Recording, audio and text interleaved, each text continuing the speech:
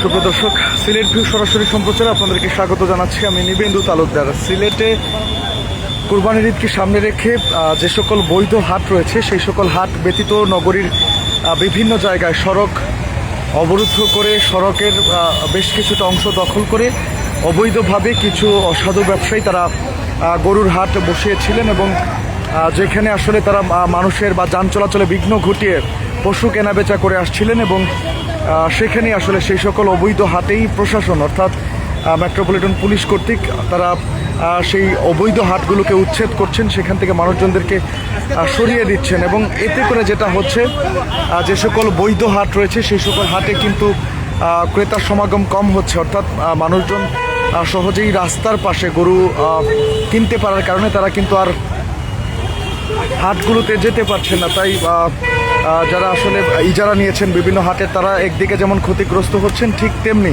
হাটে যে সকল ব্যাপারীরা তারা গরু নিয়ে এসেছেন তাদেরকেও কিন্তু তাদেরকেও লসের সম্মুখীন হতে হচ্ছিল। এক্ষেত্রে পুলিশ সদস্যরা এই সিলেট নগরীর এখন যে জায়গাটিতে আছে আমরা অর্থাৎ সিলেটের এলাকায়, সেখানেও কিন্তু রাস্তার প্রায় দুই পাশ অবরুদ্ধ করে রেখে রাস্তার দুই দিকে কিন্তু বিশাল একটি জায়গা দখল করে তারা গরুর ব্যাপারীরা বা ছোট প্রান্তিক খামারিরা তারা কিন্তু গরু নিয়ে এসেছিলেন এবং তাদেরকে এখন সেখান থেকে সরিয়ে দিচ্ছে আসলে প্রশাসন।